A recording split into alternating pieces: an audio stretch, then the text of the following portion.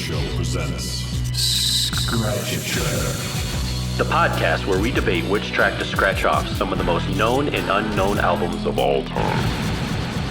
We live in an era of singles. This is an album. People no longer listen to an album for the work it truly is. It kind of defines a band. It's just not something that people relate to nowadays. We've all gotten the dreaded. It started out as a game. Which track on the album would you scratch out if you had to?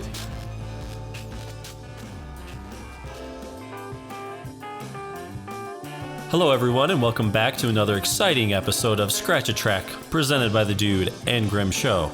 I am the Dude, and with me as always is Grim. How we doing there, Grim? Doing well today, Duder. Yeah. You feeling a little bluesy? You thinking about maybe going to... Want to go to LA? Want to check out LA? I can check it out. Yeah, it's not one of my favorite places, but in the context of this album, I am quite a fan. I mean, dude, you have LA and you have women. I mean, what's not to like? Yep. So here we are, LA Woman by the Doors. It's a good one. Yeah, so it is their sixth and final studio album. It was released on April 19th, 1971, and it would be their last album, unfortunately, because Jim Morrison, he would only live another 3 months after this album came out, and that's obviously a huge loss in the music world, I think. Mm-hmm. So yeah, I mean, it's been one of the albums. The Doors were I think what I would call my first band. Okay. I really got into and I delved in. I mean, I think I started like a lot of people with their greatest hits, but I think it's the first band where I was like, oh, I want to go through all of their albums and in their catalog. And they were my first real kind of band, I think. See, that's interesting because I always had the greatest hits and stuff, but it wasn't, I only went through all the albums and stuff based on your influence there, Duder, because for whatever reason, I just hadn't done that prior to probably being in college. I mean, I knew a lot of their work, but I can't say I went album by album at an earlier age, a la the Beatles or Pink Floyd or Zeppelin, etc. Right. Well, what kind of did it for me is I remember getting or watching the Oliver Stone movie, The Doors. And and really liking the movie because I liked Oliver Stone at that point because he had done Platoon and JFK, and I was kind of getting into him and in his work as a director. And it was recommended that I watch this movie, and I loved the movie. I loved a lot of the techniques, the camera work, editing, and stuff. But beyond just the movie, the songs in it I thought were amazing. And so I had known of the Doors. My dad had this album on vinyl, LA Woman. And then the other album he had was actually, I believe it was the album that came out before this, not Morrison Hotel, but the studio, I think it was Elektra Records. Maybe, I think they were putting out their albums at the time. Came out with sort of a greatest hits called 13. And so my dad has that, I believe. And then also LA Woman. So I'd kind of known of them. And I think my dad showed me the movie probably when I was younger. But then when I really started getting into film and everything, I checked this out and then, got the greatest hits. I got a single disc to start. And then I got the classic double disc, which I think a lot of people, I think that's the one you had growing up too. Yeah, right? Absolutely. Yeah. It is indeed. Yeah, and so I, got into their stuff, and I had all these Jim Morrison T-shirts and everything, and the posters, and I was just really got into them. And then, we got to college, and we got into a whole bunch of other music, and then I don't know what it was, but I started getting into the other albums, wanted to explore a little more because I think I had heard a couple of songs in the movie that weren't on the greatest hits. And I was like, whoa, where did those come from? And I wanted to kind of get a feel for that. So, yeah. Oh, that makes perfect sense. Yeah. So this came out in 71, and Morrison unfortunately only lived a few months after that. And so not only a handful of these songs were even played live. And that was even at a couple of shows. And there's some secret like underground bootleg recordings, but really, none of these songs like Riders on the Storm was never performed live. I think the only ones were maybe at one or two performances, LA Woman, I think the Changeling perhaps, and Love Her Madly. So it's unfortunately, I would have loved to have seen them like in their prime, like really ripping these songs live. Oh, I know, because dude, the Wasp would have been fantastic. Fantastic live. Yeah. Well, we'll get into that actually in a little bit, because here's the thing, but I will say this with the Wasp. It's actually, you may remember this, the Doors during their live set, they would have a song, a very long song called about a 20-minute thing called The Celebration of the Lizard. Mm-hmm. Do you remember hearing that? And a lot of it would include kind of Jim's, he would do some poetry things and whatnot. And they would play some other music stuff, but actually the Wasp, Texas Radio and the Big Beat, there was a small portion of that where they would actually do this in parts of it. So it does actually kind of exist in a live matter, but not probably in a limited sense. Yeah, it probably wasn't as, thorough and worked through like it was on the album. Yeah. Okay. So, one thing, and something I want to talk about on this particular record that is vastly different from anything that they had done in the past, is the instrumentation and the players. Because prior to this album, almost everything had been done in terms of bass lines. They were done by Manzarek on a keyboard, whether it be something on the organ or on the Rhodes electric piano bass. But on this album, they worked with two additional musicians. And I believe these guys had recorded with Elvis is what I had read, but you had Jerry Sheff, who played bass, and Mark Beno, who did rhythm guitar on a handful of songs. And that was different, and I think it gave this album a very different feel from anything that had been done prior to that. Just having a dedicated bass player. And Manzarek, I think, could do things that maybe he didn't do in the past, because he was more or less responsible for the whole rhythm the whole rhythm section. Right. Now let me ask you: playing bass with or having Manzarek do that on whatever keyboard or whatnot he's using. Is that keys, or is he using foot pedals, or like what's how does that work? Typically, if he wasn't doing it on an organ, he was using the Fender Rhodes piano bass, which I know at my house I have a Rhodes piano. I know that you've seen it. And it's basically like this tiny little miniaturized version that has only 3 really low octaves, and you just get the bass tones. So he would kind of have like his left hand doing that typically, and his other hand on a different keyboard. Yeah. Because I've seen live videos, and I think how they had this set up, he would have one on top of the other or side by side. Well, and that's kind of typical. Okay. All right. Yeah, and that's how he would do it. I mean, do you know of other musicians or other people who do that, or I've just never really heard of that before in another band, or even especially playing live. I just don't know. Yeah, I guess not really. Come to think of it, I mean, typically there's a dedicated bass player. And that allows the keyboard player to kind of use both hands to do whatever else they want to do. And the fact that he could pull that off is something pretty extraordinary in and of itself. But at the same time, this freed him up to do other things.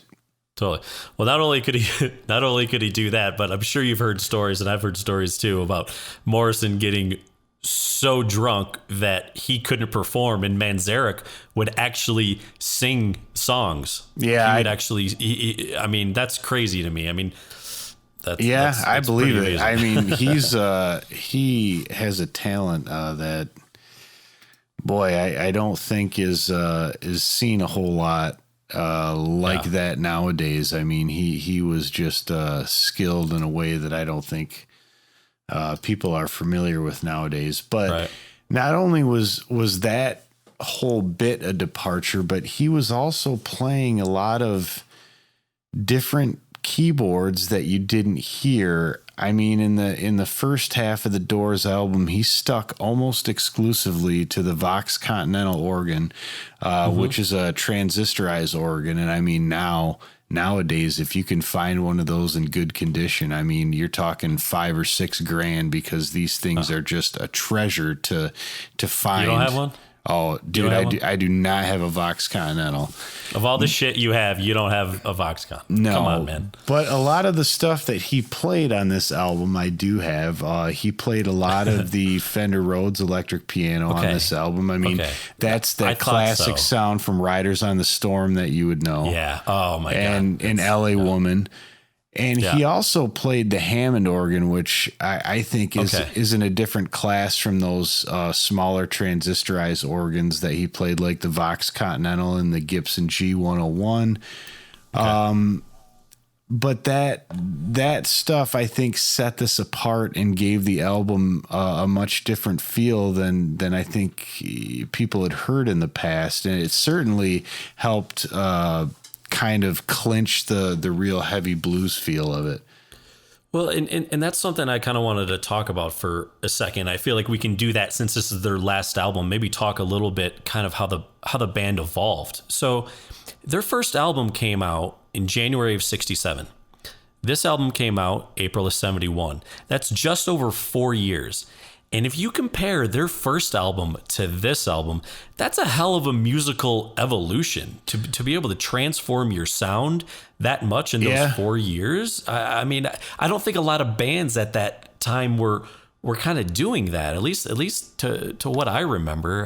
No, you're right. What I've listened to. And they did it in this was enough of a transformation that the producer who had worked with them since the early days, Paul Rothchild, they kind of had a split because of this and ended up working with a different producer, Bruce Botnick.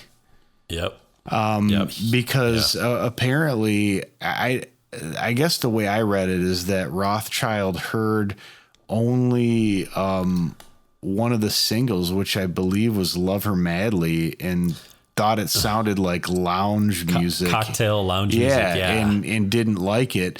And they kind of had enough of a falling out where he opted not to work with them and they found somebody else. And they changed the whole way they ended up recording this because they set up a studio in their private rehearsal space for a lot of it.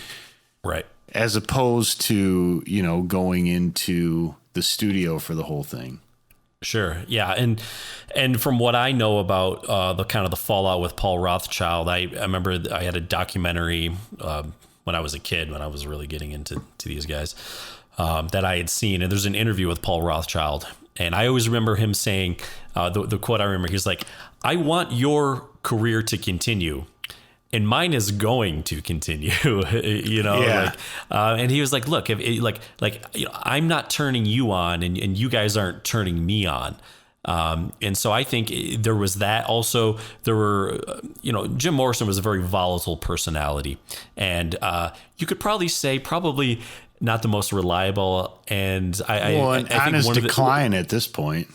Yeah. I mean, he had gone through some interesting times, and he had a trial for public exposure and all this stuff. But apparently he wouldn't show up, and not surprisingly, to rehearsals on time. And I think that really pissed Rothchild off. And I can understand that.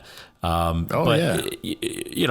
at that time, I think Rothchild had he had done their first 5 albums, and I think he just got sick of it. He was like, enough is enough. And Bruce Botnick had actually been their engineer for some time. So it made perfect sense that he would be able to jump step right in and handle it. So yeah, I mean, they kind of put this random studio together, and the way I heard is they had like mixing consoles upstairs, and then downstairs they had the monitors and mics and keyboards, and they didn't even have like a vocal booth, so they put like Jim Morrison like in the bathroom doorway, and that's where he's saying like most of his vocals for this album, and that's pretty wild, man. It is, but the results I would say speak for themselves. I mean, it's got a great feel to it, and to me, as listening to it, if I had not have read this, I wouldn't have known the difference.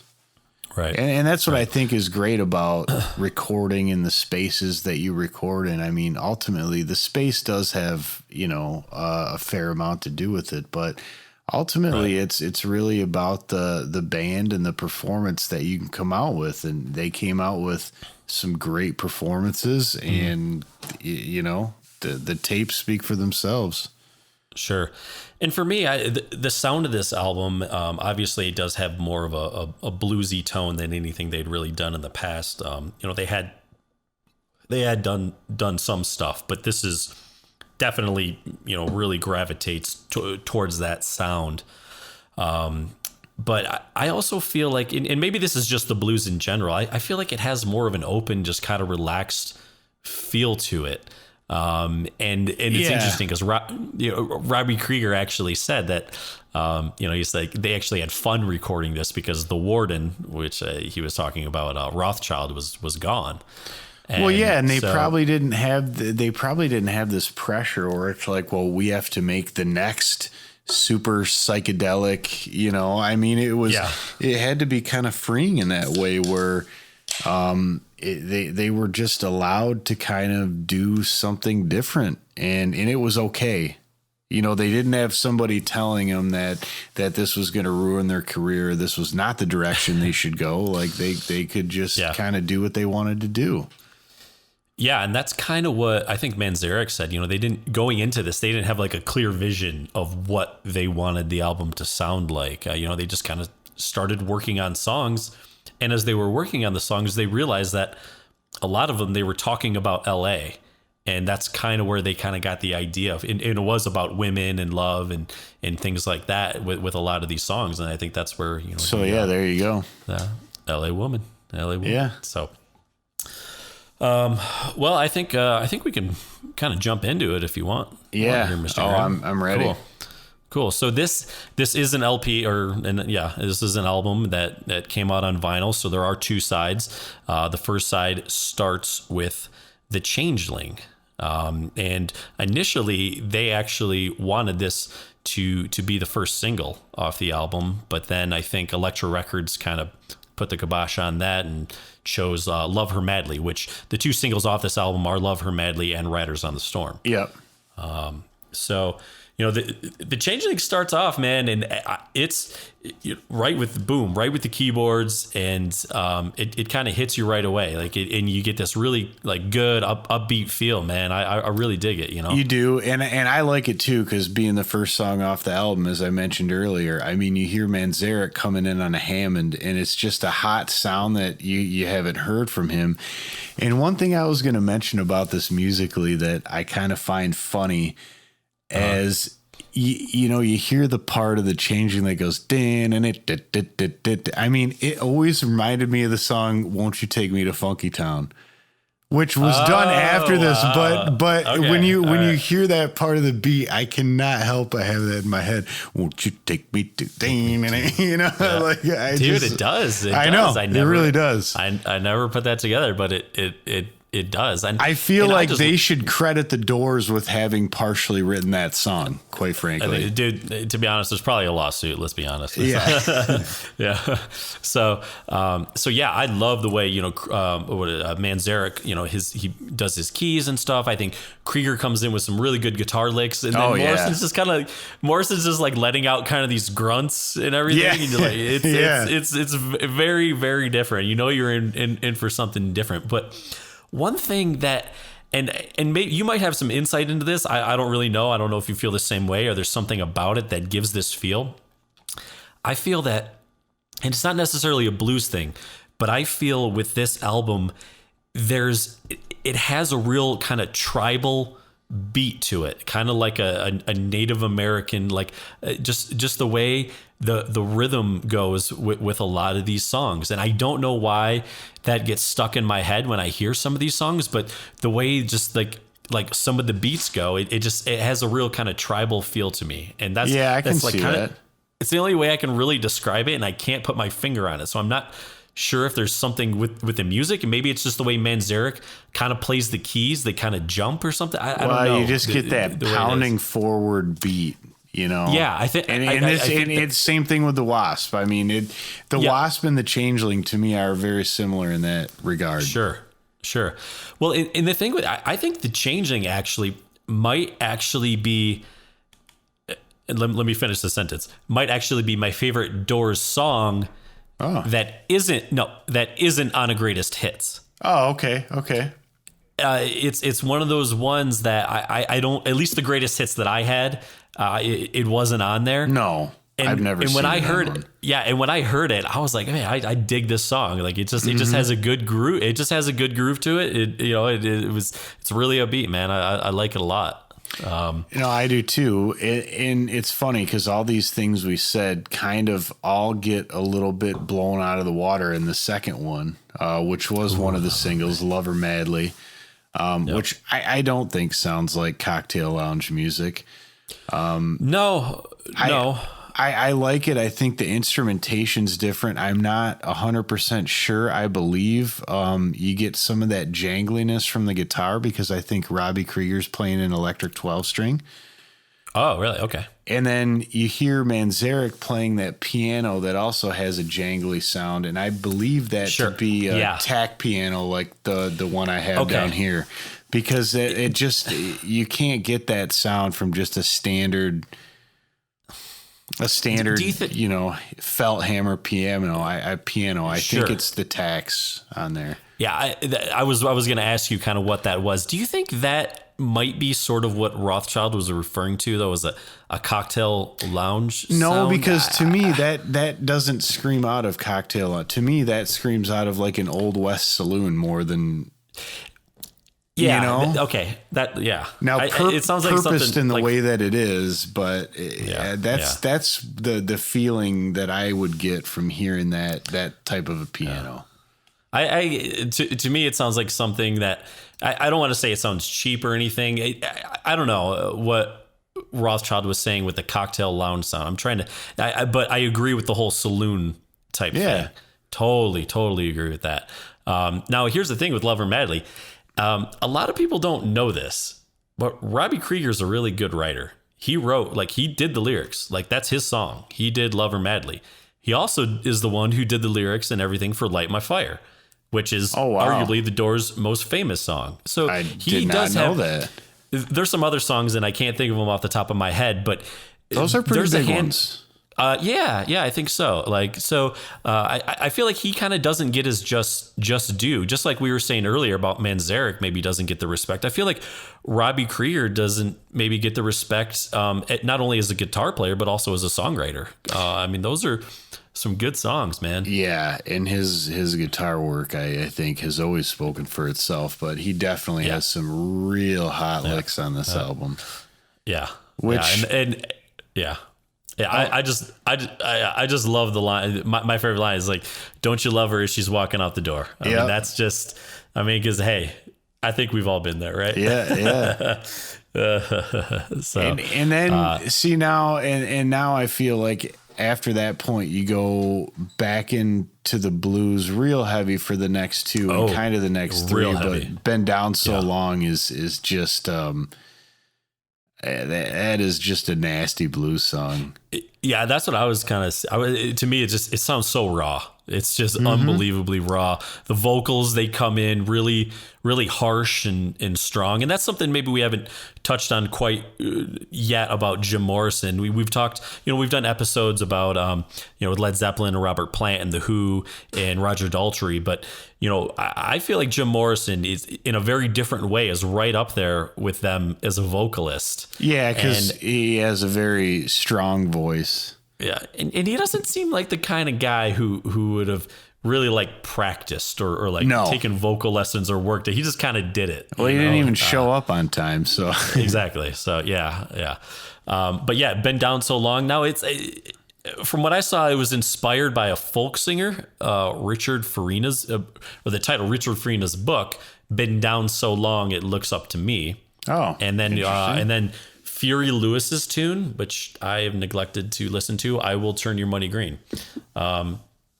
So I don't think it's a cover, but I think that may have influenced at least his lyrics and everything. No, that's interesting. That makes sense with the song. And again, I think, I was going back to the tribal feel. To me, the drums on this song have kind of that, that tribal feel to it. And I think it might be, like you were kind of saying, sort of like the consistent rhythm of the way those things hit. So I think that's probably where I'm getting. Yeah, because you have those really strong, like, on beats, right? Which I think is different when you go to the next one, which is Cars Hiss By My Window, because that has a more, in my opinion, really relaxed blues beat.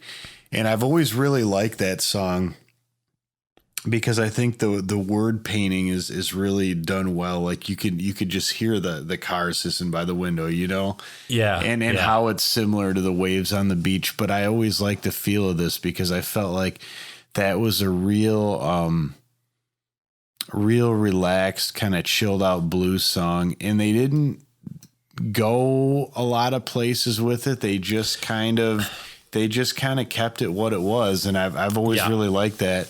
And I found it weird that at the end of it, when there's a kind of, and I'll use air quotes on this solo, he uses his voice, but he tries to make it sound like a slide guitar.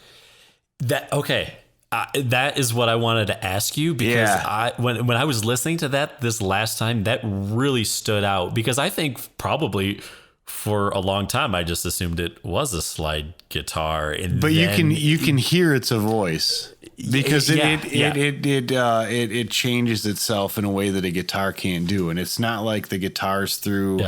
Like a one of those voice boxes or something. I don't honestly know that was invented at this point.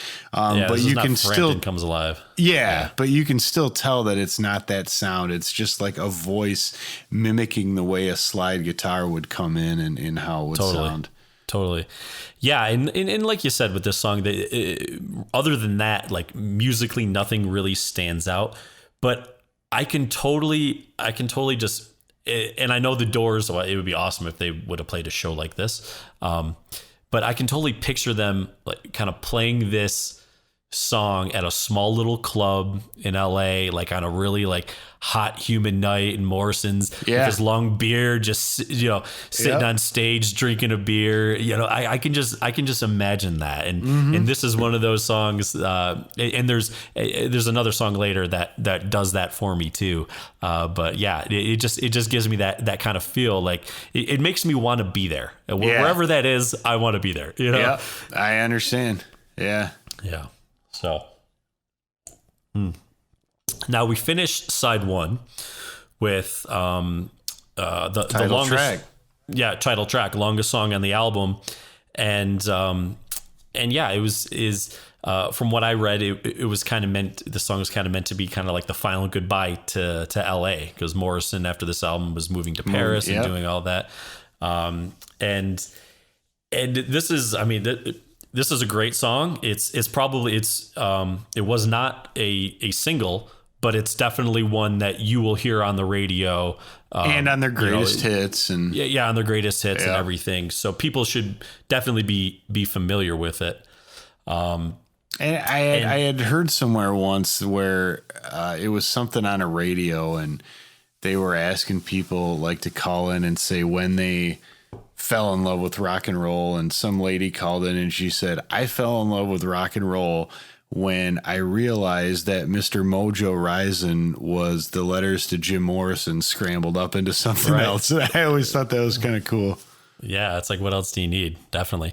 Well, it's funny because so like you said, it was on their greatest hits, and I will fully admit this. When I had their greatest hits, I don't remember which. I think it might have been. I think it was just the single disc one.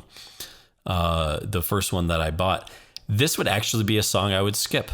I just for some reason I just didn't like it, and I would actually skip this song. And then I was on a class trip in Europe, and we were on a bus, and we were going from whatever country to country, because you can like do that there. Yeah. I somehow, dude, it just got the hook in me, and all of a sudden I just fell in love with it. And I think part of the reason is because I think it is a great driving song. Oh, sure. And not just because it starts with a car and everything, like in the beginning. No, it's just got that kind of beat to it. Yeah, you just want, dude, like you want to drive, put the windows down, heaters up, right? Like, dude, it's you just want to go to it, and it feels good, and I think it just really did it for me on that trip. And everybody, Mr. Mojo Rising, and the song just rocks, and it slows down in the middle, and then it just like rocks again. It's pretty great, man. It's pretty great. Good one to end the side. Good one to end the side. So let's pick up side 2 with flip it over.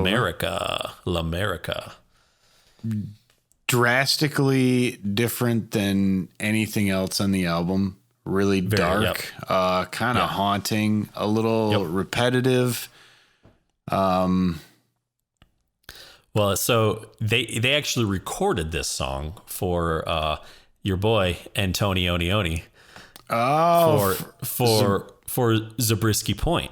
Oh, interesting. Which also Pink Floyd had contributed some music for, which I believe they did Us and Them, but it was kind of like just the piano track. I'm not sure. What made it into the movie, but yeah. It ended up becoming Us and Them is the way I always understood it. Like, okay, yeah. And so, you're right. This is, I haven't seen that movie. I should probably, dude, if the Doors and Pink Floyd are being requested to do music for it, you should probably check it out. But, and I think this to me is more of a return to their sound leading up to this album. Manzarek is using the combo organ. I think it's that Gibson combo organ, which has more synthy kind of sounds to which you hear. And it's just it's different. And I guess if you're gonna come off of LA Woman and start another side, it's not a it does make sense. Not a terrible way to do it. No, definitely not. But I agree. I'm not sure. It's very different than anything else on the album. Like it probably has the least bluesy feel of any song, right? Maybe that they've ever done. Yeah, right. Exactly. So then we move into the next track, and that is Hyacinth House.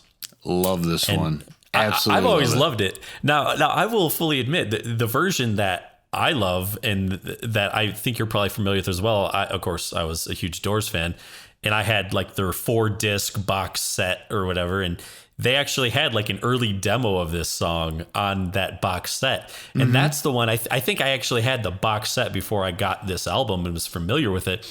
That's the one that I really knew and I liked. And it's very similar, but it's just kind of more stripped down and demo-ish. Yeah. Yeah. And again, I think you get like a specific sound, much like Lover Madly, because I do believe again that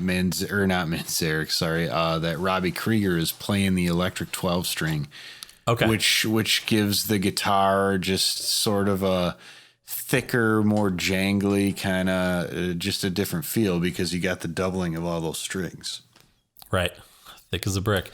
Yeah, and I just think it's kind of a good song. There's nothing other than that. Just what you pointed out that maybe stands out musically, but yeah, it's kind of a cool, fun song. Now, then we go into Crawling Kingsnake, which we have spoken about on our covers Face Off, but we'll get we'll talk a little more about it here. And that is, it's also another song that they would play as part of their live, celebration of the Lizard. Oh, and okay. It's also, and it, like I said, it's also a cover. So. Yep. And again, not to get too much into that, the original blues song, that the version most people know that they cite actually as having written it is the John Lee Hooker version. You could make arguments as to iterations of this that came before it, because blues is much like folk music in that sense, where a lot of these things kind of got passed down and changed. But that's really the version I think that people know. And lyrically, what they do is closest to what John Lee Hooker sang. Right. And I will say, aside from, the covers episode, I do think that they did a good job of making this their own, because it is drastically different than the original, so to speak. Totally. Definitely. And for me, it's kind of similar. It has a similar feel to Cars Hiss by the Window in the sense that I can totally see them playing this small little club on like a hot night, just kind of playing the song and everything. Like I almost feel like instrumentation wise, it's somewhere in between Cars Hiss by My Window and Been Down So Long. Sure. Because it has that classic blues feel, but it's a little nastier and it hits a little, It does. Yeah. Yeah. It's definitely a little nastier. So now we move on to the Wasp, Texas Radio and the Big Beat. Dude, out here there are no stars. Right. Yeah. Great song. It is. So this is actually a reworking of some of Morrison's poetry, which you can tell. And I got to fully admit, American Prayer is great. I love that. Yeah, me too. And man, I can't wait to scratch that album. Jeez, that'll be a fun one. Yeah.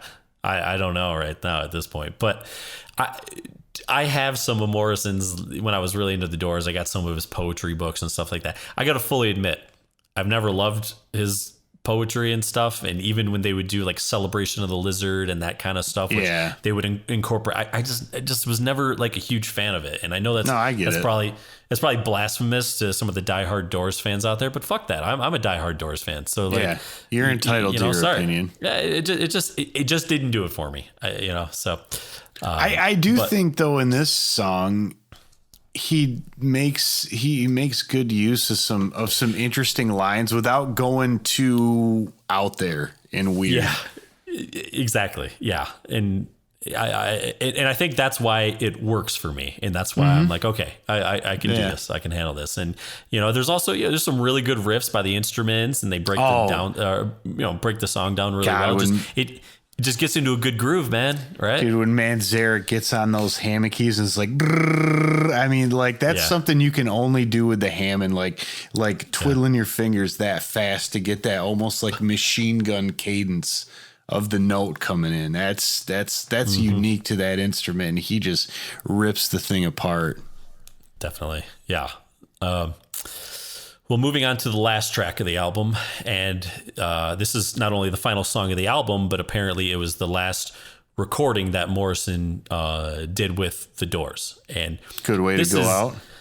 Dude, not only is this one of my favorite Doors songs, this is one of my top favorite songs of all time. Talk about a feeling when the storm comes in at the beginning. I mean, it's wonderful. Dude, it is amazing, and the way and now is this what's Manzarek playing on this? Oh, dude, the Fender Rhodes piano. Fender Rhodes, and he's playing the suitcase version, which is the one I have. And not to get too nerdy, but the difference is you hear.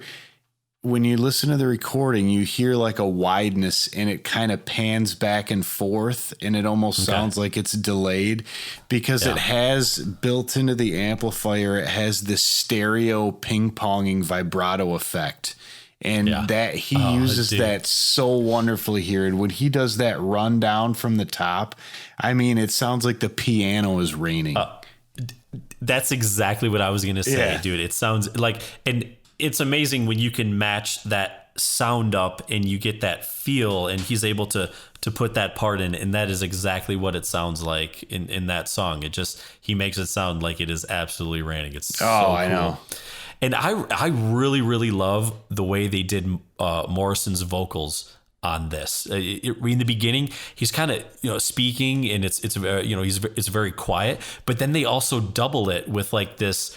With him kind of whispering the words in the back. And so it has this real kind of ghostly feel to it, man. It's it's pretty amazing with some awesome solos, obviously. Oh yeah, and they're not too in front. I mean, they're in front as in you can hear them, but they're not too in front like where he's kind of I don't want to say almost screaming, but where he's really getting like growly. It has this interesting way of like having some sort of grit to it, but not being so in your face about it.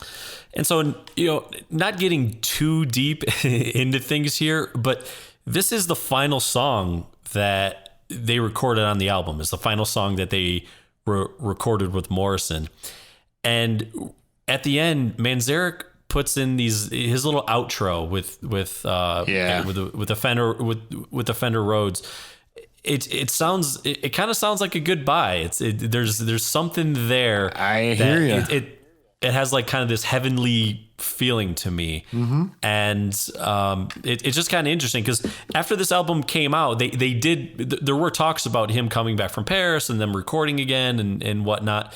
But just the way it sounds at the end, it just kind of wisps away lightly. It does. The Chris Rifty natural fade out. Chris Rifty fade out. We've all done it. So anyways, with that, I think we could pull out our screwdrivers and scratch away. Start scratching, yeah. Ooh, all right. So why don't you do the honors this time, Mr. Grimm? Well, I'll get on the tee, and my scratch is L'America. I think it is...